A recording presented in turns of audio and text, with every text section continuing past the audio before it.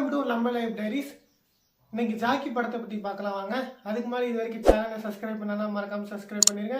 Bell ஐக்கானை மறக்காமல் touch பண்ணிடுங்க.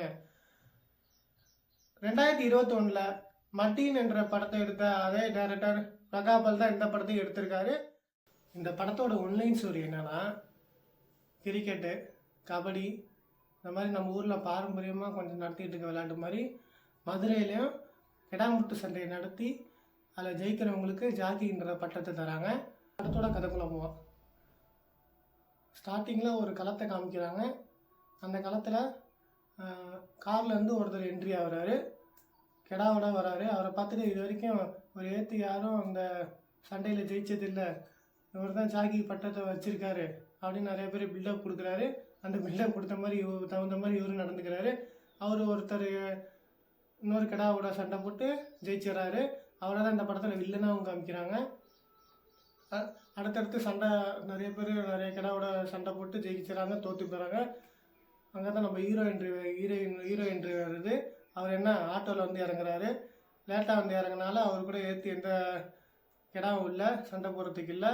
அதனால் புலம்பிக்கிட்டே ஒரு டைலாக் பேசுகிறாரு. என்ன டைலாக்னா, எங்கள் அப்பன்னு சொல்லியிருக்கான், கத்தி எடுத்தால் ரத்தம் கட்டணும், களத்துக்கு வந்தால் சண்டை போடணும்னு சொல்லியிருக்கான் அப்படின்னு சொல்லிட்டு அந்த டைலாக் பேசுகிறாரு.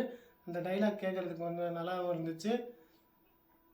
அடுத்து அவர் அப்படியே எப்படா சண்டை போடுறது, நம்ம வந்துட்டோமே அப்படின்னு சொல்லிட்டு நிற்கும் போது வில்லன் சைட்லேருந்து ஒருத்தர், யாரா நீங்களாம் ஆட்டோவில் வந்து இறங்குறீங்க, நீங்களாம் வரக்கூடாது போங்கடா அப்படின்னு சொல்ல ஹீரோ கோவம் வர, ஏன் காரில் வந்தால் தான் இங்கே சண்டை போடணுமா, ஆட்டோவில் வந்தால் சண்டை போடாமல் கேட்க, இதை பார்த்துட்டு இருக்க வில்லன் தம்பி வந்து என் கூட சண்டை போடுன்னு சொல்லி ஹீரோவுக்கும் வில்லன் கெடாவுக்கும் சண்டை வருது.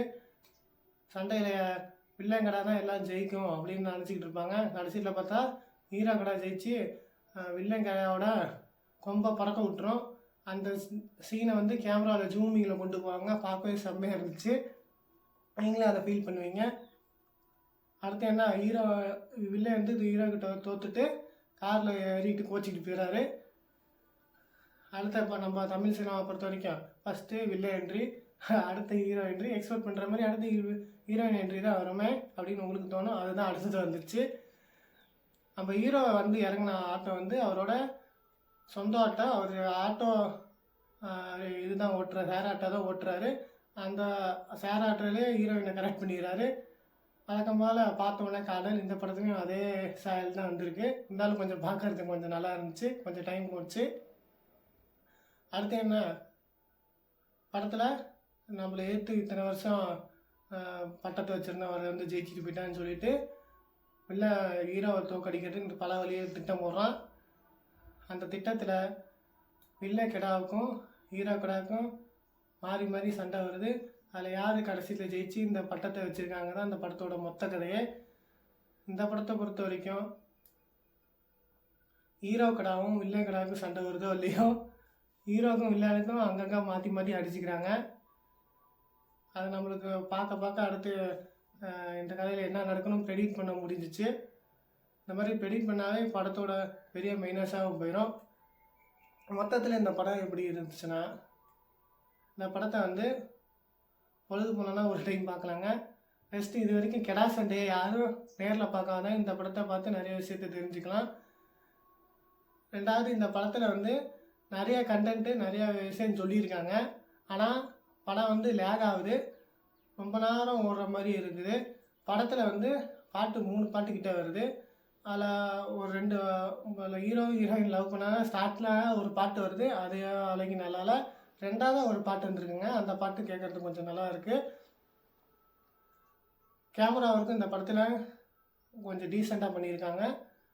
பேக்ரவுண்ட் ஸ்கோரில் அவரைக்கும் கேட்கக்கூடிய இன்னும் தெரிஞ்சுக்கலாம். எனக்கு ஃபேமிலி ஆடியன்ஸை பொறுத்த வரைக்கும் இந்த படத்தை வந்து தாராளமாக ஒரு டைம் பார்க்கலாம். பெருசாக இந்த சீன்லாம் இல்லை. ஜென்ரல் வயசு கண்டிப்பாக இந்த படத்தை பார்க்கலாம்.